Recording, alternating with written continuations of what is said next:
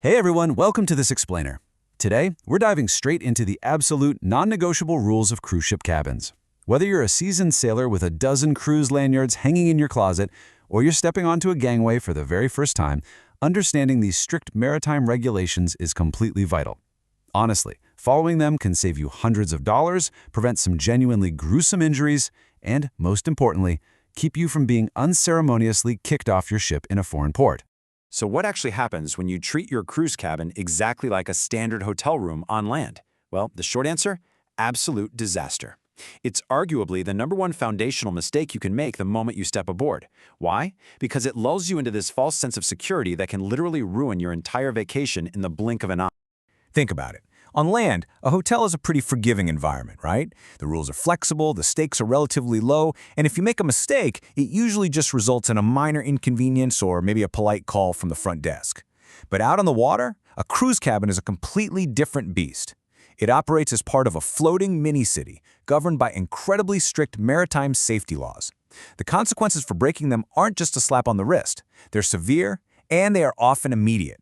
You simply cannot assume that a resort on land and a resort at sea play by the same rulebook. All right, here's our roadmap for today. We're counting down from minor financial traps to absolute vacation-ending disasters. We're going to cover the minibar trap, crew respect, balcony rules, the confiscation alert, the terrifying instant ban list, and finally, the safe habit. Let's get right into it. Section 1. The minibar trap and avoiding accidental charges. Let's kick things off with a highly relatable and honestly very expensive anecdote. A passenger recently brought her adult sons on a family cruise. One son, who hadn't cruised in a while and didn't have the all-inclusive beverage package, walked into his cabin, saw those tall, beautiful avian water bottles sitting out on the counter, and assumed they were just complimentary welcome gifts. So he drank them throughout the week. Because he treated the cabin like a luxury land hotel, heavy premium charges silently racked up on the family's folio. It's such an incredibly easy mistake to make when you're in vacation mode and just assuming everything around you is part of your upfront fare. So how do we avoid this? Communication on day one is your absolute best defense. The moment you meet your cabin attendant, simply ask them to completely empty out your minibar. By physically removing those premium bottles of water, the sodas, the snacks, you completely eliminate the trap. You guarantee that you won't accidentally crack open a $10 bottle of water or a $15 bag of mixed nuts when you wake up thirsty and half asleep at 3 in the morning. Moving on to Section 2. Crew respect. Help them help you. Look, your cabin attendant is easily the hardest working person you're going to interact with on the ship, cleaning your room up to twice a day. But your comfort relies heavily on a two-way street of etiquette. Step 1 is super simple. Pick up your clothes. If you leave a massive pile of laundry covering the floor, attendants are often required by protocol to get a supervisor involved and refuse to clean your cabin entirely for safety and liability reasons. Steps 2 and 3 involve those crucial magnetic door signs. If you forget to put up the Do Not Disturb sign, staff members might do a quick knock and walk right in to drop off an itinerary while you're standing in the middle of the room fresh out of the shower. Conversely, if you leave it on and forget to swap it to Makeup Room when you leave for a long port excursion, they're going to miss their tight cleaning window. You'll come back exhausted to an unmade bed and a messy room. And here's perhaps the most important thing when it comes to the hardworking crew: never, ever remove your automatic daily gratuities by going down to guest services. A massive part of the crew's livelihood and their ability to send much-needed money home to their families comes directly from those daily tips. Don't be that passenger who tries to game the system to save a few bucks at the direct expense of the very people making your seamless vacation possible. All right, Section 3. Balcony rules. Surviving the wind tunnel. We're dialing up the stakes now to actual physical safety.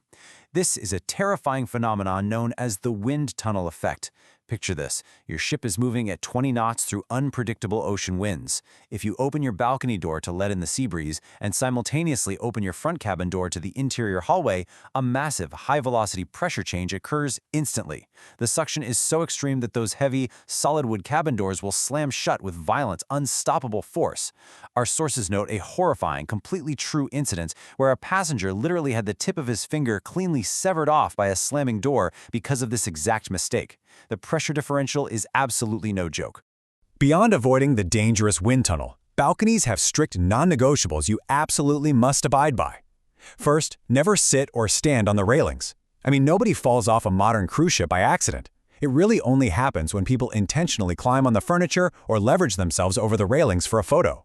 Second, don't drape wet clothes over the edge to dry.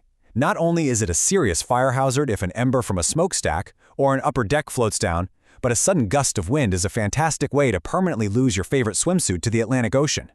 Third, be a good neighbor. Turn off your outdoor balcony light at night so it doesn't blind the cabin next door or ruin their stargazing experience. And finally, yes, as ridiculous as it sounds, absolutely no fishing from your balcony.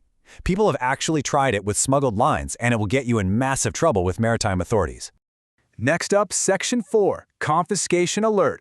Welcome to the Security Naughty Table. When packing for your trip, you really have to know what's going to get immediately flagged at terminal security and sent straight to the confiscation pile.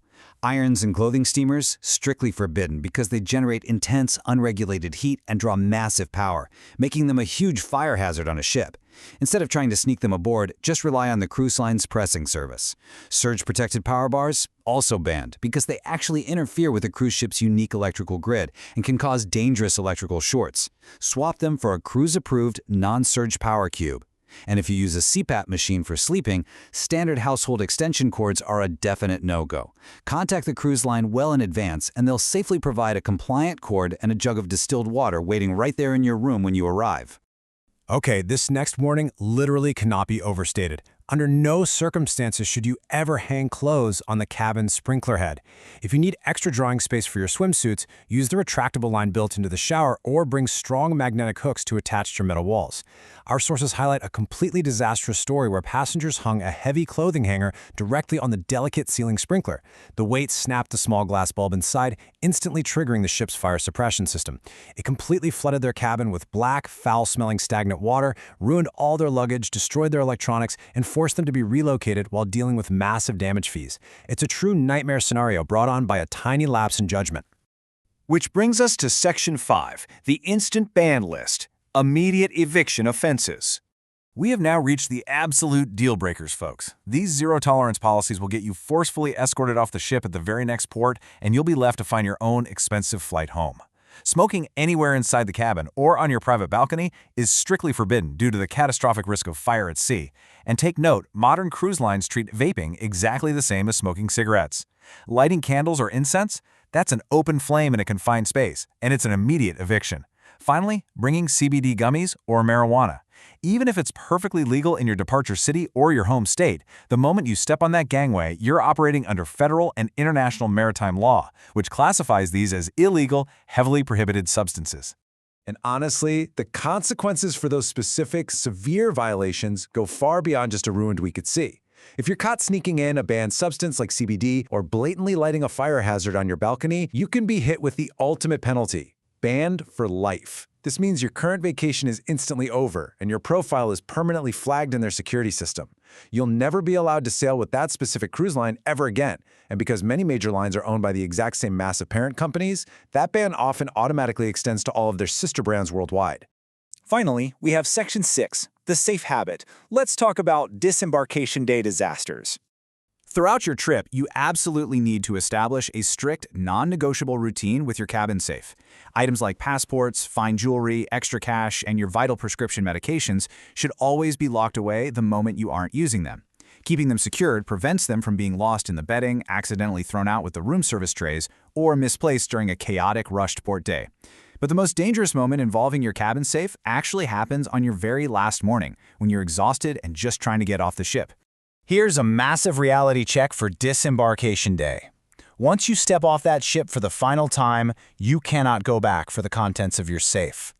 Passengers constantly make the panicked mistake of leaving their car keys, wallets, and passports locked inside that little metal box hidden in the closet. Once your card is swiped at the gangway for the last time and you clear local customs, strict port security laws dictate that you cannot reboard the vessel under any circumstances. You'll be left completely stranded on the concrete pier, watching the ship prepare for the next batch of cruisers without your keys to drive home or your passport to board your flight. You'll have to rely on port staff to hopefully find your items and bring them out to you, which can literally take hours. Always double and triple check that safe before you close your cabin door for the final time. So, now that you know the hidden financial traps of the minibar, the physical dangers of the balcony wind tunnel, and the severe offenses that will literally leave you stranded at a foreign port, you have a distinct advantage over most passengers. But it leaves us with one final intriguing thought. If the rules inside your tiny cabin are this remarkably strict, what hidden regulations are secretly governing the rest of the massive ship while you're happily distracted by the buffet and the pool deck?